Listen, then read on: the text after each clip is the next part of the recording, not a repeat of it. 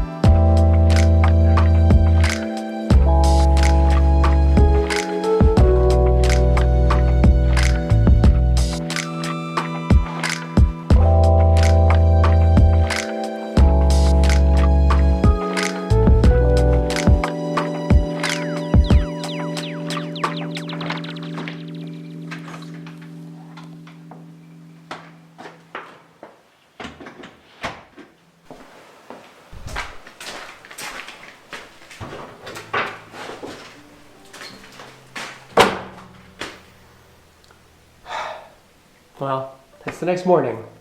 We got her back together, we drove her.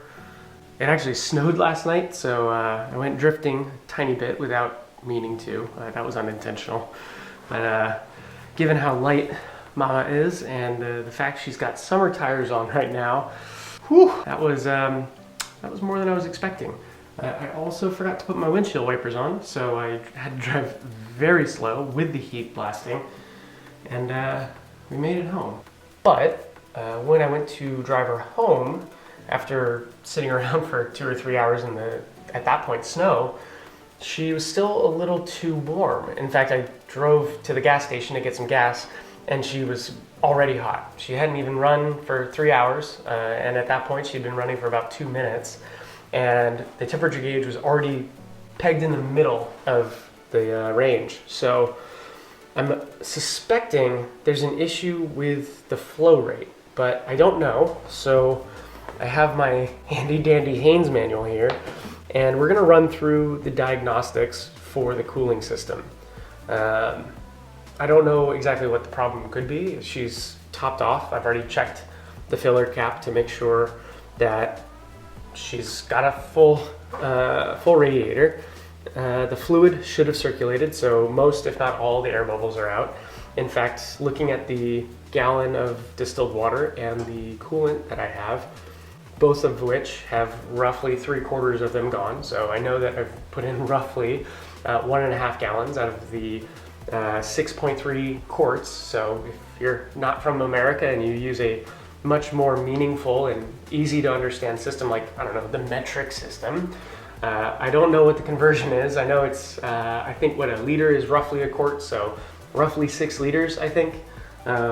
But for the rest of the world, a gallon or a gallon and a half is roughly 6 quarts. So we know we're full on coolant. All the hoses are connected. There are no leaks. So there's a few different issues that could be at hand. And I'll read just from the Haynes manual before we jump into diagnosing each of these individual problems. And hopefully, before work today, I just keep checking my wrist as if there's a watch there. It's about 5:30. I've got 3 or 4 hours until I really need to make sure I'm back at work. So Let's see if in the next 4 hours we can figure this out. In the front section of the Haynes manual, section 0 to be exact, there's dozens. I think there's over 50, 80 different troubleshooting things that you can do. And in particular, on this 23rd page, there are about half a dozen cooling system diagnostics checks that we can run. Number one, I want to look for the heading that matches my condition. Right now, as far as I know, I'm just overheating. I'm not overcooling. I don't see any external leaks. I hope I don't have any internal leaks. I don't know if there's abnormal coolant loss because I haven't driven it long enough to experience coolant loss in other ways. And the last two are poor coolant circulation, which may be the problem, and corrosion, which I hope is not the problem. But either way, we're gonna work our way through this list and figure out what's wrong. Looking at the heating or the overheating section, number one, insufficient coolant in system. Well, I know that I put roughly 1.5 gallons, 6 quarts. I hope 6 liters. Hopefully I'll get that conversion right and I won't have to edit it out. So I should have enough coolant. In fact, just to be safe, I will double check that because you can never be too safe. Yep. There's coolant at the top of the cap. So we know that we have enough coolant in the system, or at least there should be. Next up, drive belt is defective or not adjusted properly. I did check the drive belts, but just in case, I do want to re-inspect them and see if I notice anything. There may be something else wrong that, as a result of me testing these or playing with them, taking stuff off and putting it back on, I may have missed something very important. It's really hard to get at these with all the intake and everything else in the way. But as far as I can tell, everything still looks good. I'll get underneath and I'll play with the tension real quick just to make sure. And I don't see any issues with the belt. I also don't see any leaks down here, which is good. There's plenty of water, but again, it was snowing. So I came home with a bunch of snow on my car. So we should be good.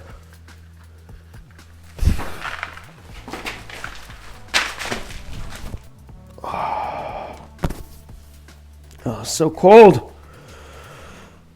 Radiator core blocked, or radiator grill dirty and restricted. Well, I was just under there, and it doesn't look to be obstructed on the outside. So there may be issues on the inside, but again, I was able to completely fill the heater core, and as far as I could tell, nothing actually got in. We protected the inlet and outlet at the back of the engine. When we took the heater core out, we put some tape around those to make sure that nothing got in. All the hoses around here are unobstructed. Again, we put 1.5 gallons of coolant and distilled water in, so we shouldn't have been able to put that much in as easily as we did if there was a blockage. So I'm gonna tentatively write that one off as well. The next check is a faulty thermostat, which could be the case. In order to figure that one out, we need to go to chapter 3. And thermostat check and replacement. Do not attempt to remove the cooling system pressure cap, coolant, or thermostat until engine has cooled completely. Check. Oh, so cold. Before assuming the thermostat is responsible for a cooling problem, check the coolant level. Done. The belt tensioner. Done. Temperature gauge or light operation. Well, I know it goes up and it goes down when I turn the car on and I turn the car off. Also, when it's cold, it's low, and when it's hot, it's high. So I think the gauge is working correctly. If the engine takes a long time to warm up, as indicated by the temperature gauge or heater operation, I don't believe that's the case. Again, we were overheating. The thermostat is probably stuck open, so it's very unlikely that that is the problem. If the engine runs hot, that sounds familiar. Use your hand to check the temperature of the upper radiator hose. If the hose is not hot, but the engine is, the thermostat is probably stuck in the closed position, preventing the coolant inside the engine from traveling through the radiator. Replace the thermostat. Okay, so that's one thing we can do. The next thing we want to check before we jump into a bunch of diagnostics and do just one at a time. We kind of want to have a string of these to run together. We do want to take a look at what it would take to check out the fan, because I think the fan's going to be okay. It may just be the switch that turns the fan on.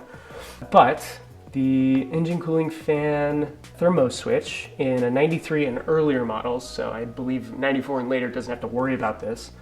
The replacement would be section 9.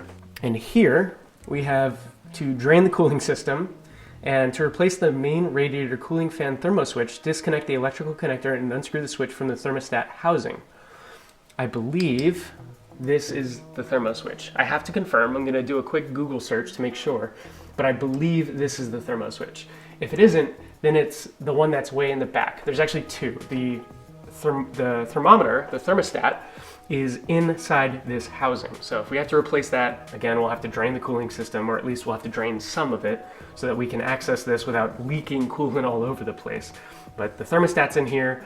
I believe this is a thermostat switch, and in the back is a thermometer so that the engine reading for the gauge can tell you exactly how hot you are. But I may be wrong. Again, I'm going to do a quick Google search and make sure that I'm looking at the right parts. And oftentimes, when I'm doing these searches, my number one go-to resource is a forum or a YouTube video. Things like forum.miata.net are really good resources for learning everything you need to know about your Miata. If you have a Honda, there's forums for that. If you have a Toyota, there are forums for that. I always recommend doing your research, looking at the forums, especially for a car this old. It's been around for 30 years. There's so much information in these forums, and I know you're gonna go and you're gonna see the latest post from 2006 or 2015. Like, wow, this information's out of date. That is Google and Facebook and everything else tricking you to think that just because information is old, it's out of date. These cars have not changed since they were created, right? This is a stock car. I'm not working with aftermarket parts. I'm working with everything that was on it, more or less, from the factory. So, it's time to wake up. So, what I should be doing is looking for that information. In particular, this one that I'm looking at, how to test the water thermostat switch at the front of the engine, is from November of 2014. That's okay, because it's not like my thermo switch has changed since then. It's the exact same thing. So I'm gonna go in, dive into this, and figure out what I'm looking at. I was right. So on top of the thermostat housing, on the 90 to 93, is the water thermostat switch, which closes at a coolant temperature of 207, and then it turns on the radiator cooling fan. All right, so I know I'm looking at the right part. Heat the switch and a thermometer in a pan of water on your stovetop. Check its operation near the rated temperature. So that's actually a check that I've seen others perform as well. If I do start taking this apart to check on the thermostat, the switch, or any other parts that are inside the cooling system, that's a really good way to test it. You just drop it in a pot of boiling water, preferably a pot that won't be used for food ever again, because coolant is definitely not good for you. It's very toxic. But I think I'm on the right track. I think I've got the right thing. I now have two things that I can look for. Number one, I can check to see if this upper radiator return hose is getting hot when the temperature of the engine is also getting hot. If it is, that means I have good circulation. The next thing I will listen for, because I don't want to take things apart just yet, is the fan kicking on when it gets too hot. If the fan doesn't kick on when it gets too hot, then very likely it's either the thermostat or the thermo switch that are bad. Actually, it's probably not the thermostat, it's probably just the switch, which actually is another good thing for me to check. Let's make sure it's actually plugged in, because that could have been my problem all along. We have a bunch of stuff over here. Okay, so that is in fact the one for one of those fans. This is the other fan. These wires look like someone else put them together, so there's a good chance that something may have actually come loose because someone did something they maybe you weren't supposed to. I'm not seeing anything on the outside that would indicate that things are awry. I'm going to go ahead and start the car, but before I do that, I want to open the garage door a little bit. It's very cold out, so I'm gonna open the garage door a little bit, just enough to clear the trunk of the car, and I'm gonna back Mama's caboose out the back, so all of the exhaust gas vents out there, and I will be safe in here. And then that way I can keep most of the cold outside. So let me go do that real quick, and I'll be back in just a bit. All right, so we have, all right, so the car is running and my audio is gonna be really bad. So I'm just going to time lapse this. I'll show the car running. You'll see me doing a bunch of stuff, and I'll check back in when I'm done. Hopefully I will figure it out what the problem is. If not, I'll at least have written 2 things off my list. Number 1, again, if the return hose is hot, I know my circulation is good. If the fans turn on, I know my thermo switch is good. Again, all we're trying to do is check the box that things are working the way they're supposed to. So I'll check back in just a minute.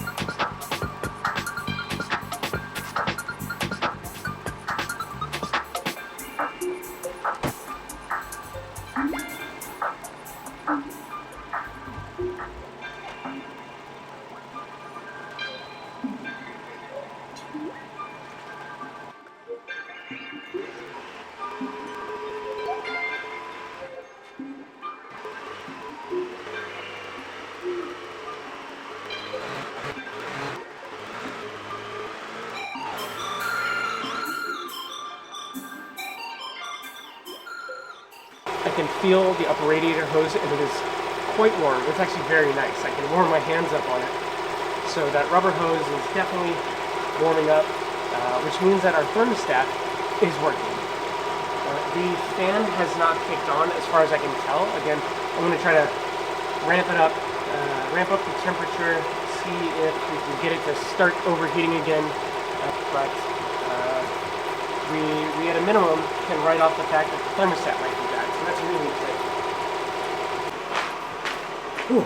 Okay, so we tried overheating the engine, and sitting at idle, even trying to rev the engine here, it doesn't look like it's starting to overheat anymore. I thought I saw something with some white smoke coming out of the radiator cap. That may have just been some residual coolant that was overflowed or spilled while I was being sloppy. And I can't talk because my mouth is cold, but my hands feel great after holding that hose. So I think what's next is I think I need to take her for a quick test drive and see if I can get her to overheat while she's on the road, going through the rev ranges and stuff like that.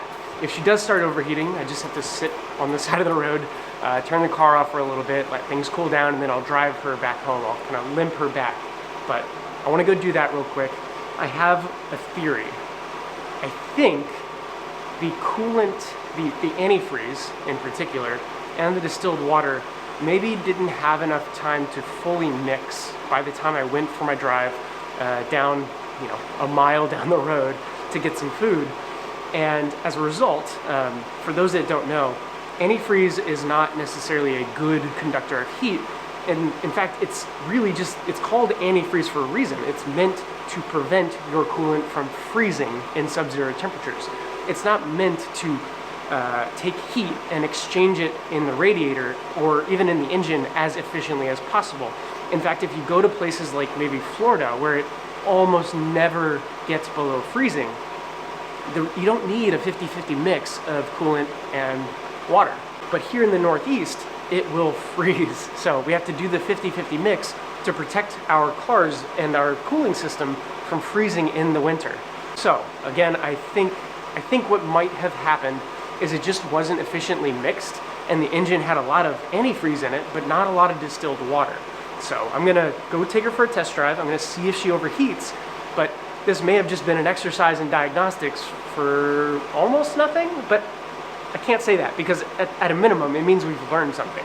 It means that we know if this happens in the future, there are other things for us to try, like running the engine more to let that coolant circulate and mix better, or even mixing it outside of the car first and then adding it to the cooling system. That extra step may have saved us some of this panic that we went through, like, oh no, I broke something, which is definitely not a good feeling. So I'll check back in a few minutes after I've gotten to go for that test drive. Let's hope this works.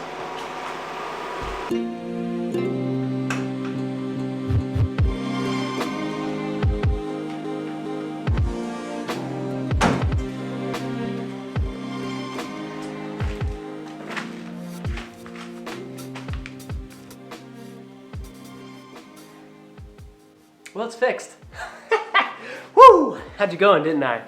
Yes, I think I confirmed my suspicions, and to get real technical with you, what very likely happened, and this is a byproduct of me cutting corners, using these fancy tricks that I've heard about or I know from past experience. What I also know is that I only need a 50-50 mix. So the easiest way to do this, aside from getting another bucket and measuring everything out, is to start with 100% coolant, and then I'll top it off with distilled water. And I believe what happened was I put the antifreeze in first, if you remember, which is, like I said, not a great conductor of heat. It's okay, but it's really meant to keep your coolant from freezing in these cold winters. So what probably happened was I put all my antifreeze in, I ran the engine, which pumped all the antifreeze into the engine block, but the thermostat was closed because the engine never got warm enough to open it and continue cycling that coolant back into the radiator. Then, when I added the distilled water, I had distilled water in the radiator. Some of it went through some lines, some of it may have made its way into the engine block, but again, the engine block was mostly full of antifreeze, which, again, is not a great conductor of heat when it comes to keeping your engine cool. So when I drove down to meet my friend, it didn't get up to temperature because obviously I didn't drive it long enough, which meant that the antifreeze stayed in the engine block. And then on the way home, where I had to go back up a hill and I had to go through higher RPMs and heat the engine up more, I believe what happened was the thermostat housing opened, and for the first time a bunch of water rushed into the engine block. And water, being a much better conductor of heat, heated up really, really fast, and the thermostat said, oh my god, your engine's getting really hot. Which it probably was, because the water was in there and it was trying to cool as good as it could, but the water hadn't had a chance to make it back through the radiator and cycle through the engine block, because at that point it was still antifreeze, water, antifreeze, water, antifreeze, water. It would alternate between those as it continued to mix. And most of the mixing, I believe, happens in the radiator, where it has to trickle through all these vents and fans. And so some fluid will flow a little faster and some will slower, and it really gets an opportunity to intermix there. So on this past drive, I went about 10 miles through Pennsylvania back roads. I drove a gear below what I would normally drive in, again, to keep those RPM ranges up, keep the heat up. I wanted to make sure that I was actually testing the system to make sure that it was not going to overheat. Good news, it never got above halfway. So I don't think I broke anything, I didn't ruin anything, everything's okay. I panicked for nothing. But it wasn't for nothing. I got to go through some diagnostics. I got to think through the process of what could be wrong and figure out, what was wrong. And what was wrong was my process. I actually skipped some steps, and I'm gonna go grab the Haynes manual real quick so I can read from it and explain why it's so important to follow some of the steps that are included in it.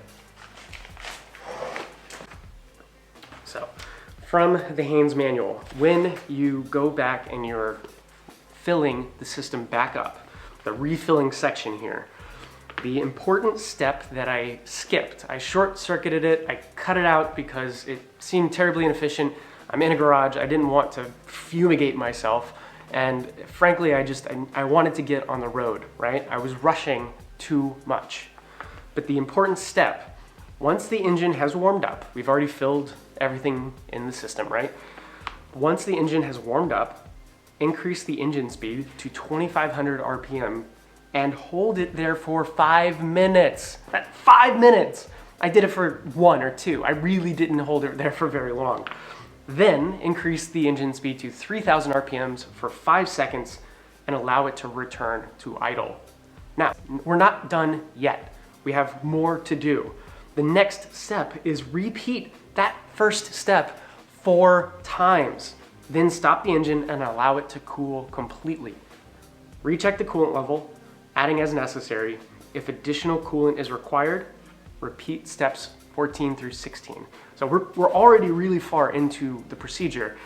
It's not worth stopping even, one step before the end. Go through the entire process and you won't have a scare like I did. Or if you do have a scare, it'll be because it's a real problem, not some stupid mistake that I made where I didn't allow the fluids to mix properly, I didn't allow the engine to get up to temperature properly, I didn't let the system do what it was supposed to do. So, this is beyond a pro tip, it's just a common sense tip. Follow the book. If you don't have a book, get one. If you can't get one, find a YouTube video like this one or any number of other videos out there that explain why this is so important. And hopefully you won't have the same issue I did. With that being said, I've got to go get some breakfast. I got to go get ready for work. We're not done yet. I noticed that the speedometer's not working. One of my taillights is not working. We've got a few more pieces to put back together and make sure that they're working properly before we can finally get on to that mechanical check that I've been putting off for so long. Anyways, if you've enjoyed this so far, if you learned something new, give it a thumbs up. If you've made mistakes like this in the past, comment below. You'll help someone else out. It's so important for these types of things to be documented because these are mistakes that I could have totally avoided if I had just thought through or been presented with this information to begin with. Comment below and let others know what small gotchas exist when you're doing this type of maintenance work. It will save a lot of headache and a lot of heartache. And finally, if you want to know when these episodes come out, if you want to be notified, subscribe and hit the bell notification. So do all that and hopefully you'll have a much better experience with your project car than I've had so far. Not to say it's bad, just panic is not a fun thing to go through when you've just spent so much time working on it and taking it apart and detailing it and cleaning it and pouring so much blood, sweat, and tears. Literally, I've got a blood blister, I've got gashes on my fingers. Just take it easy. Like I said before in a different episode, just breathe. Just breathe. All right, time for my omelet.